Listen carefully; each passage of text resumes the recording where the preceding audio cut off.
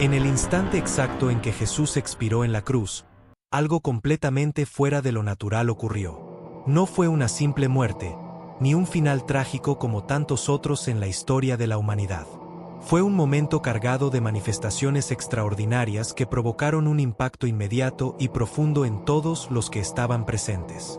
Fueron 7 señales impresionantes que se manifestaron de forma repentina, y que provocaron temor, asombro y una sensación de que lo que acababa de suceder no era un hecho común, sino un evento cargado de un significado espiritual profundo. Estas señales no fueron sutiles ni simbólicas solamente. Eran visibles, audibles, y se sintieron físicamente. El cielo cambió, la tierra respondió, y los corazones de muchos fueron sacudidos. Estos signos sirvieron como prueba de que la muerte de Jesús no fue como cualquier otra ejecución romana. Era el cumplimiento de algo mucho más grande, más trascendente. Era la culminación de una promesa divina y el inicio de un nuevo orden espiritual.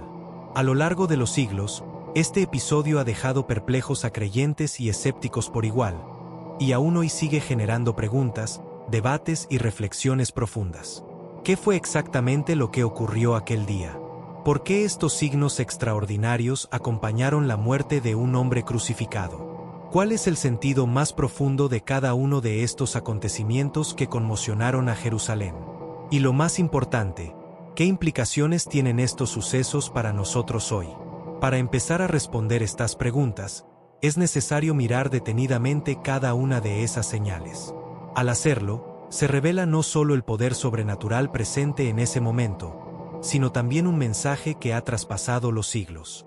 La primera señal fue quizás la más visible y desconcertante para quienes estaban allí: un oscurecimiento repentino del cielo en pleno mediodía. Un fenómeno absolutamente inexplicable desde una perspectiva natural o científica. De repente, la luz desapareció y una oscuridad espesa envolvió toda la región, durando exactamente 3 horas. Desde el mediodía hasta las 3 de la tarde, momento en que Jesús daba su último aliento, el mundo pareció detenerse. Era como si la creación misma estuviera reaccionando ante lo que ocurría. El Evangelio según Mateo describe este fenómeno con claridad. Fue una oscuridad que no se parecía a ninguna tormenta ni eclipse conocido. De hecho, muchas personas han tratado de explicarlo como un eclipse solar. Sin embargo, esto se enfrenta a una imposibilidad astronómica. La Pascua judía se celebra durante la luna llena, un periodo en el que un eclipse total del Sol no puede ocurrir. Es decir, no se trató de un evento natural. Fue algo más, algo fuera de las leyes físicas comunes. Entonces, si no fue un fenómeno natural, ¿qué lo causó? Aquí es donde entra el significado espiritual. En la cultura hebrea, la oscuridad era más que un fenómeno atmosférico, era un símbolo poderoso. En el Antiguo Testamento, el profeta Amós ya había advertido sobre un día en que el Señor haría que el sol se ocultara a mediodía y que la tierra quedara en sombras en plena luz del día.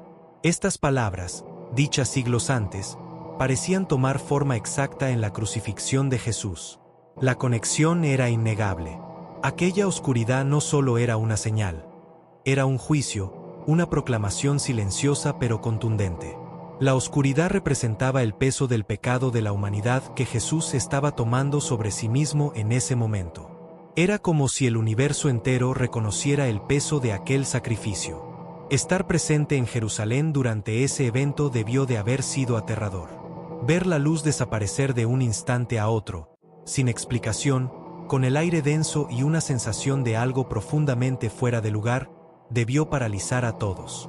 Incluso los textos del Talmud, un compendio de enseñanzas y tradiciones judías, hacen referencia a una oscuridad inusual en aquella época, lo que confirma que este evento fue presenciado incluso por los que no creían en Jesús. La segunda señal sobrenatural que acompañó la muerte de Jesús fue aún más impresionante en su manifestación física. Un violento terremoto sacudió la tierra en el mismo instante en que Jesús exhaló su último aliento. No fue un temblor cualquiera, de esos que ocurren con relativa frecuencia en algunas regiones. Este terremoto fue repentino, estremecedor, y lo suficientemente fuerte como para causar daño visible. La tierra tembló con una intensidad que hizo caer piedras, abrirse grietas y conmocionar a todos los presentes. Los evangelios narran que la tierra tembló justo cuando Jesús entregó su espíritu. Mateo 27:51 dice: Y aquí, el velo del templo se rasgó en dos, de arriba abajo, y la tierra tembló, y las rocas se partieron. Esta descripción no es simplemente un dato geográfico o histórico, sino una revelación profunda de que la naturaleza misma participó de forma activa en el drama del Calvario. El suelo, ese elemento aparentemente estable y firme bajo nuestros pies, se volvió inestable. Fue como si la creación entera estuviera reaccionando ante la pérdida del Hijo de Dios. Este terremoto, además de ser una manifestación física poderosa, tenía un profundo simbolismo espiritual. En las Escrituras, los terremotos están frecuentemente asociados con la presencia y el juicio de Dios. Por ejemplo, cuando Dios entregó la ley a Moisés en el monte Sinaí, hubo truenos, fuego y la montaña tembló con fuerza. De la misma forma, en el libro de los profetas, un terremoto solía ser símbolo de una intervención divina, un llamado de atención, una ruptura entre lo viejo y lo nuevo. Y en este caso, eso es precisamente lo que estaba ocurriendo. El terremoto que se desató al morir Jesús fue más que una sacudida terrestre. Fue una declaración cósmica de que algo había cambiado para siempre. La muerte ya no tendría la última palabra. El sacrificio estaba consumado. Y el temblor fue como una firma del cielo, confirmando que aquel acto de entrega no había sido en vano. El mundo material no podía permanecer indiferente. Las piedras se partieron, como si la dureza del corazón humano estuviera siendo quebrada al mismo tiempo. Las estructuras físicas se tambalearon, reflejando que el orden espiritual estaba siendo transformado radicalmente. Este fenómeno también tuvo consecuencias inmediatas en la ciudad de Jerusalén. Las personas que estaban en el templo, en las casas, e incluso los soldados romanos, sintieron el temblor. Los evangelios indican que el centurión, al ver el terremoto y todo lo que sucedía, quedó sobrecogido por el temor. Su reacción fue decir: verdaderamente este era Hijo de Dios.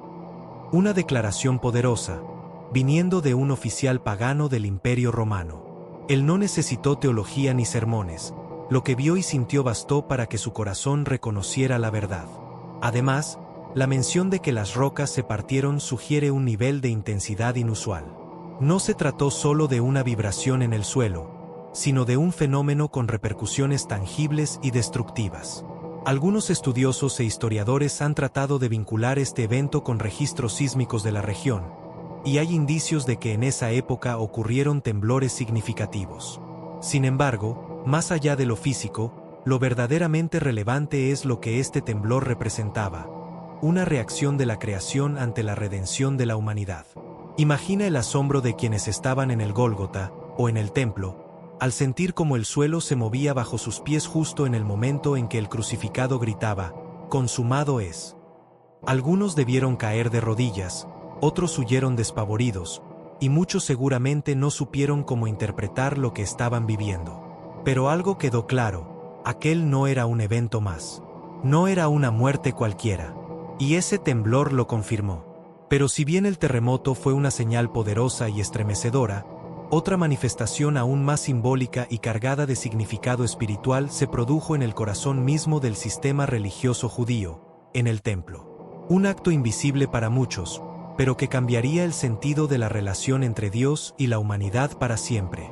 Mientras el terremoto sacudía la tierra y el cielo se oscurecía con una densidad casi palpable, en el corazón del templo de Jerusalén ocurrió uno de los eventos más profundamente simbólicos y trascendentales de toda la historia bíblica.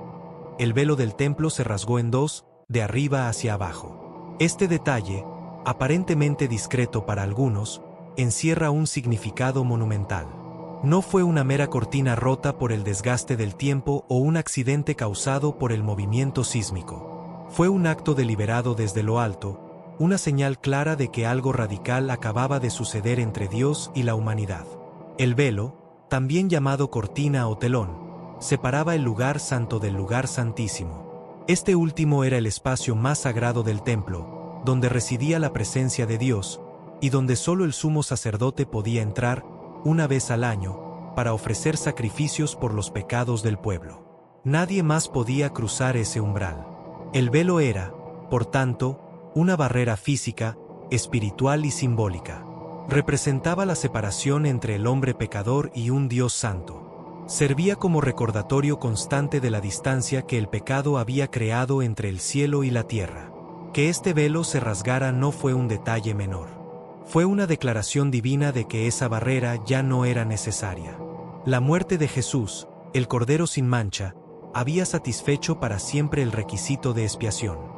El sacrificio perfecto había sido ofrecido, y el acceso directo a la presencia de Dios había sido abierto. El hecho de que se rasgara de arriba hacia abajo deja claro que no fue una acción humana.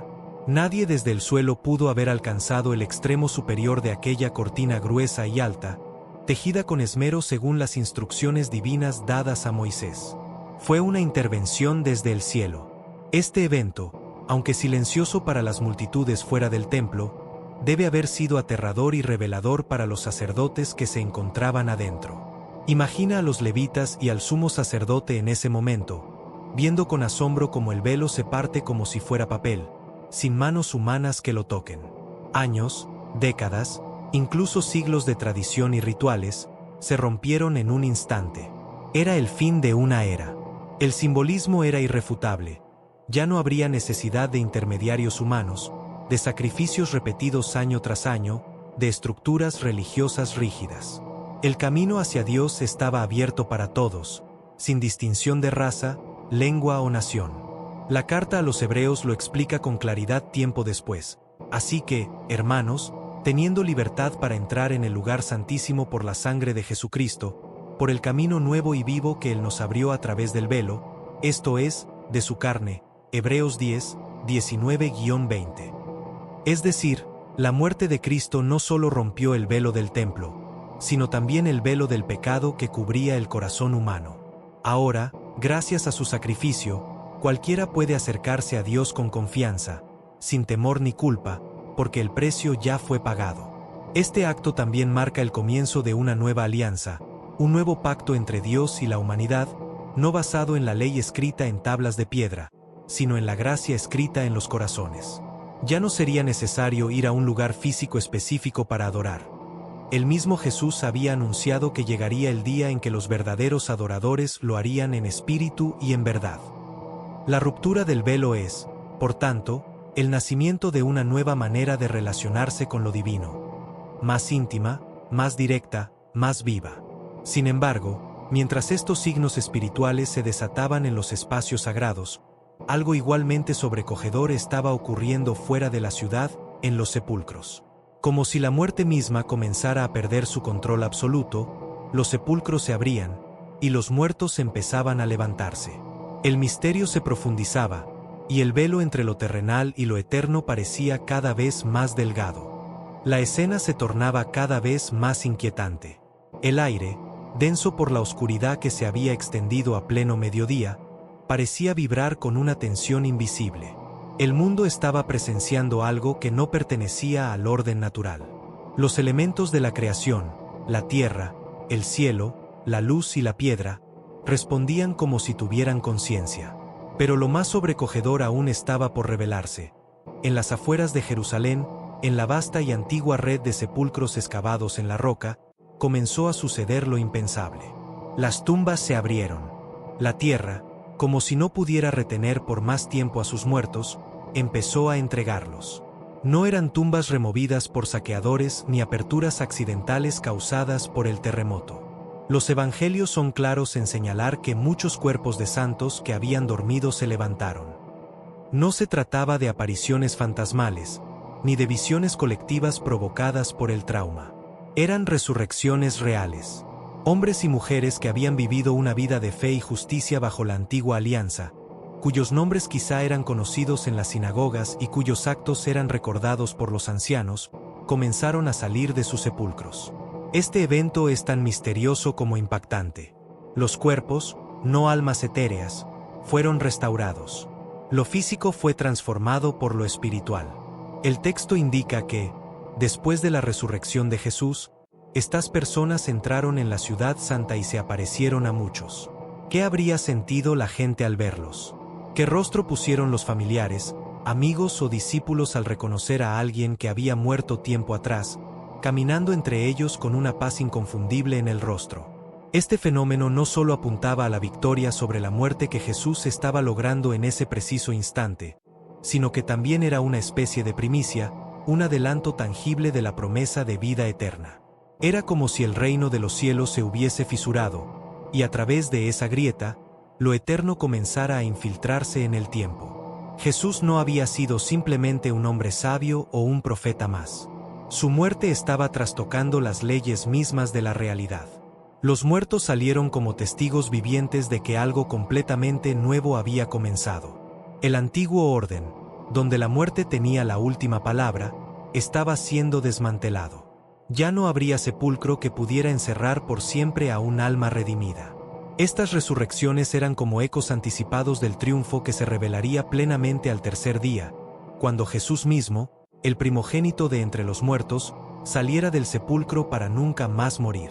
Además, esta manifestación cumplía antiguas profecías, como las visiones de Ezequiel sobre el valle de huesos secos, donde el profeta ve cómo los muertos reciben vida por el soplo del Espíritu. Lo que había sido figurado y prometido en los libros proféticos, ahora se encarnaba en la historia. Dios no solo restauraba cuerpos, restauraba esperanzas. En medio de esta conmoción, uno puede imaginar la confusión de quienes estaban en la ciudad. Aquellos que se habían burlado del crucificado, que lo habían rechazado con gritos de «crucifícale», ahora se enfrentaban con señales ineludibles de que lo que había sucedido en el Gólgota no era el fin de un rebelde, sino el clímax de una redención cósmica. El mundo espiritual había irrumpido en la historia humana con una fuerza imparable. Y en medio de esta atmósfera de maravilla, temor y asombro, se gestaba un silencio nuevo, profundo. El cielo seguía enlutado, como si la creación entera guardara un duelo sagrado. La cruz aún sostenía el cuerpo inmóvil del Nazareno, pero todo indicaba que la muerte no había ganado. Muy por el contrario, algo más poderoso estaba obrando, invisible pero indetenible. Las tumbas abiertas eran apenas un preludio.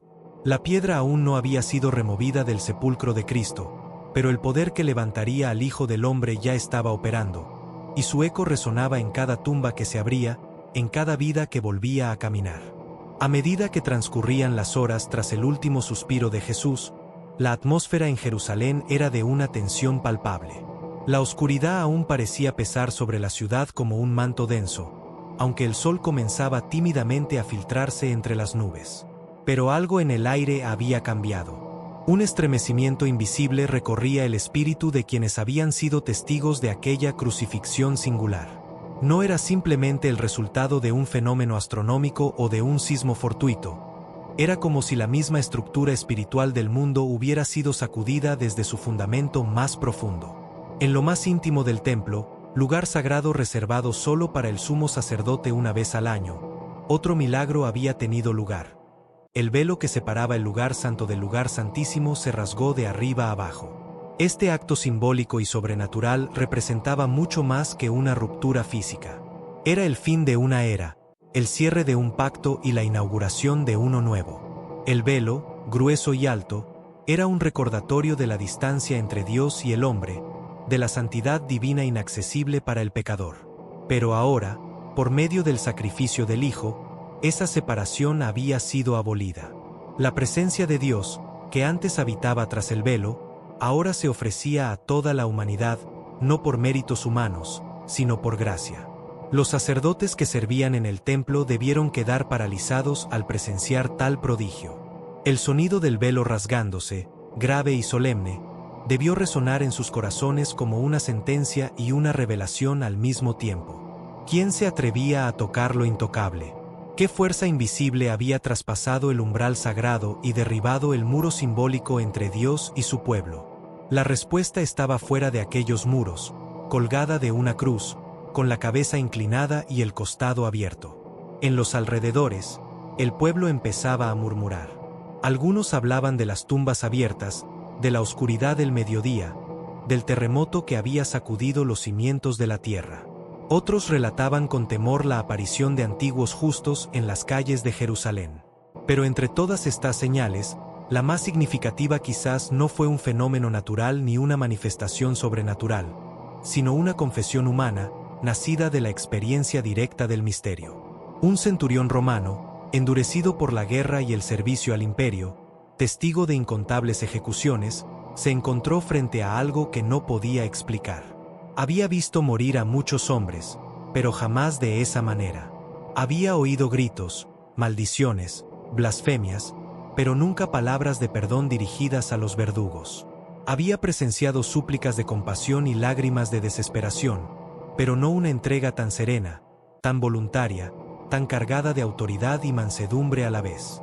Por eso, cuando Jesús expiró, el centurión no pudo contener su asombro y exclamó con voz temblorosa, pero firme: verdaderamente este era el Hijo de Dios. En esa frase, pronunciada por un extranjero, por un pagano, se resumía toda la revelación que los propios religiosos de la época no pudieron, o no quisieron, reconocer. Era la confesión de una humanidad que, al ver a Dios sufrir y morir, finalmente comprendía quién era Él. No un rey conquistador al estilo de los Césares, sino un Mesías que vencía no con espadas, sino con el sacrificio de su amor incondicional. Mientras tanto, las mujeres que habían seguido a Jesús desde Galilea observaban desde la distancia, con el corazón desgarrado. Entre ellas estaba María, su madre, cuyo sufrimiento era indescriptible. Había llevado en su vientre al Hijo de Dios, lo había criado con ternura y lo había visto crecer en sabiduría y en gracia. Y ahora lo contemplaba muerto, humillado, colgado entre dos criminales. Sin embargo, en medio de su dolor, persistía en su fe. No había reproches en sus ojos, solo una silenciosa entrega, un eco de aquel "hágase en mí según tu palabra" que había pronunciado años atrás. José de Arimatea y Nicodemo, miembros del Sanedrín pero tocados por la enseñanza y la vida de Jesús, se armaron de valor y pidieron el cuerpo al gobernador. Lo envolvieron en lienzos limpios y lo colocaron en un sepulcro nuevo, tallado en la roca. Era un entierro digno, aunque silencioso. Pero incluso en ese acto final, la historia aún no había concluido. Los cielos, la tierra, los muertos, el templo, el corazón del soldado romano, todos testificaban. Cada uno a su manera anunciaba que lo que había sucedido en esa tarde no era una simple ejecución, sino el punto de inflexión más trascendental de toda la historia humana. Todo lo creado parecía reconocer que aquel que colgaba de la cruz no era solo un hombre, sino el Creador mismo hecho carne. Después del estremecedor clímax del Calvario, un silencio denso se apoderó de todo. La tierra, como si hubiese quedado exhausta tras dar testimonio de su Creador crucificado, cayó. Jerusalén, convulsionada por los eventos de aquella jornada oscura, parecía contener el aliento. Las calles, antes repletas de gritos, burlas y clamor, se vaciaron poco a poco. El eco de las palabras pronunciadas desde la cruz aún flotaba en el ambiente, como un susurro que no quería desaparecer: Padre, en tus manos encomiendo mi espíritu. El cuerpo de Jesús, ya sepultado, yacía en un sepulcro prestado, sellado con una gran piedra y custodiado por soldados romanos. A simple vista, todo había terminado. La esperanza que alguna vez iluminó los corazones de sus discípulos ahora parecía apagada. El Mesías esperado, el que abría los ojos de los ciegos y resucitaba muertos, ahora yacía sin vida, inmóvil, encerrado en la tumba. Para muchos, la cruz había sido el fracaso de una promesa. Pero lo que no sabían era que el silencio de aquel día era solo la antesala de una gloria aún no revelada. Los discípulos, dispersos y temerosos, se escondían. Su fe, que había sido fuerte mientras veían los milagros, tambaleaba ahora frente a la tumba cerrada. Pedro, quien días antes había jurado seguirlo hasta la muerte, lloraba amargamente su triple negación. Juan, el discípulo amado, cargaba con el peso de haber presenciado la muerte de su maestro sin poder hacer nada. Tomás, ausente del momento final, ya comenzaba a ser invadido por las dudas. Y las mujeres, fieles hasta el final, lloraban en silencio, preparando especias y ungüentos sin saber que pronto ya no serían necesarias. Pero mientras los corazones humanos eran presa de la confusión y el duelo, en las regiones invisibles del espíritu algo grandioso se gestaba. El mundo físico parecía estancado en el luto, pero el mundo espiritual vibraba con una actividad inusitada. La muerte, que por generaciones había reinado con soberanía sobre la humanidad, había recibido un golpe en su misma raíz. La entrega de Jesús en la cruz no había sido una derrota, sino una estrategia divina. En ese acto voluntario de amor, el Hijo de Dios descendía a las profundidades, no como prisionero, sino como conquistador.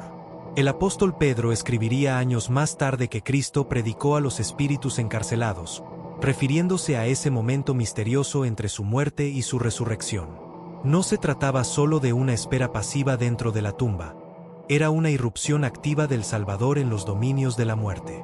Allí donde la humanidad había sido encadenada por el pecado y la separación de Dios, Jesús entraba como luz en las tinieblas, proclamando victoria, anunciando el fin del cautiverio, despojando a los poderes del mal de su autoridad. Aquel silencio en la superficie escondía un estruendo en el reino invisible. Los ángeles, expectantes, contemplaban desde lo alto el desarrollo del plan eterno. El cielo, que había enmudecido ante la injusticia del Gólgota, ahora se preparaba para entonar un nuevo cántico. Era el preludio de un amanecer que cambiaría la historia, no con violencia ni con imperios, sino con la fuerza del amor sacrificado y redentor. Aquel día intermedio, ese sábado sagrado, se convirtió en símbolo de espera, de incertidumbre, pero también de promesa latente. El sepulcro sellado, tan sólido ante los ojos del mundo, era en realidad un capullo. Lo que había sido enterrado en debilidad sería levantado en poder. Lo que fue sembrado como un cuerpo mortal resurgiría como incorruptible. Las ropas funerarias que cubrían al Maestro pronto serían dejadas atrás, cuidadosamente dobladas como señal de orden y propósito. Porque la muerte no tendría la última palabra. En ese largo día de luto y recogimiento, mientras las voces se acallaban y el mundo parecía continuar sin comprender, la esperanza se estaba gestando en silencio. El dolor aún pesaba, pero algo profundo, sagrado e irrepetible estaba por suceder. Era como si el universo entero contuviera la respiración, esperando la señal, aguardando el instante decisivo en que la vida rompería las cadenas de la muerte. Y al tercer día, sucedió. Cuando aún estaba oscuro, cuando la noche parecía aferrarse a los últimos instantes de su reinado, la tierra volvió a estremecerse. No fue un simple temblor geológico. Fue un sacudón cósmico, una vibración que atravesó dimensiones, tiempo y materia. El cielo descendió una vez más a la tierra, pero esta vez no en luto, sino en poder. Un ángel del Señor bajó como un relámpago, resplandeciente como la nieve, imponente como un guerrero del Altísimo. La piedra que sellaba el sepulcro no fue removida para que Jesús saliera, sino para que el mundo pudiera entrar y ver, la tumba estaba vacía. La muerte, antigua enemiga de la humanidad, había sido derrotada desde adentro. El Hijo de Dios no fue resucitado por una fuerza externa. Él mismo se levantó con autoridad, como quien simplemente despierta de un profundo sueño.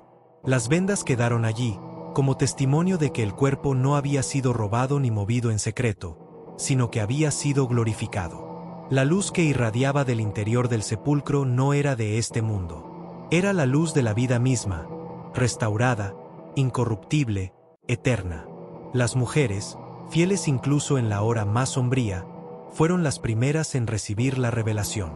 Temblaban entre la emoción y el miedo santo cuando el ángel les dijo: «No temáis. Buscáis a Jesús, el que fue crucificado. No está aquí, pues ha resucitado, como dijo». Y con esa declaración, la historia del universo cambió para siempre. Todo lo que se había oscurecido en el Gólgota, todo lo que había sido silenciado en el sepulcro, ahora resplandecía con un nuevo significado. La cruz ya no era instrumento de muerte, sino símbolo de victoria. El sepulcro ya no era fin, sino puerta de esperanza. Jesús se apareció luego a sus discípulos, no como una sombra o una memoria, sino como el viviente. Sus heridas seguían visibles, pero ya no sangraban. Eran señales gloriosas del amor redentor. El que había sido despreciado, ahora se presentaba como el vencedor del pecado, de la condena y de la muerte. Sus palabras, cada una, cargaban una potencia que estremecía el alma: «Paz a vosotros». No fue solo un saludo, fue una declaración sobrenatural. El conflicto entre el cielo y la humanidad había terminado. El velo que separaba a Dios del hombre había sido rasgado para siempre. Los discípulos, antes temerosos y escondidos, fueron transformados. Pedro ya no lloraba su negación, ahora proclamaba la vida. Tomás ya no dudaba, ahora caía de rodillas diciendo, Señor mío y Dios mío. Juan, el discípulo del amor, comprendía por fin que el Maestro que reclinó su cabeza en el Gólgota había tomado el trono eterno en gloria. Y las mujeres, otrora silenciadas por la cultura, fueron las primeras evangelistas de la resurrección, portadoras del mensaje más poderoso jamás oído: Jesús vive. Pero la resurrección no fue solo un hecho del pasado. Fue una explosión atemporal cuyas ondas alcanzan hasta hoy. La victoria de Cristo en ese amanecer no se limita a la historia bíblica. Continúa resonando en cada alma redimida, en cada lágrima transformada en risa, en cada cadena que se rompe en su nombre. La tumba vacía sigue gritando en el corazón del mundo que la muerte ya no tiene dominio absoluto, que la desesperanza tiene un límite, que el dolor no es eterno, que la vida ha vencido. Desde aquel día, millones han experimentado ese mismo poder que levantó a Jesús de entre los muertos. No es un concepto, no es solo fe, es una realidad viva. La resurrección no es una doctrina fría, sino un fuego que enciende al más desesperado. Es el latido de una nueva creación. Es la garantía de que el mal no triunfará, que la injusticia será juzgada, y que todo lo que parece perdido será restaurado. El universo entero, aún ahora, se une en un clamor de asombro y adoración. Ángeles, ancianos celestiales, redimidos de todas las naciones y lenguas proclaman con una sola voz: digno es el Cordero que fue inmolado, de recibir el poder, la riqueza, la sabiduría, la fuerza, el honor, la gloria y la alabanza. Porque el que fue crucificado, vive para siempre. Y su resurrección no es el epílogo de una tragedia, sino el prólogo de una eternidad gloriosa.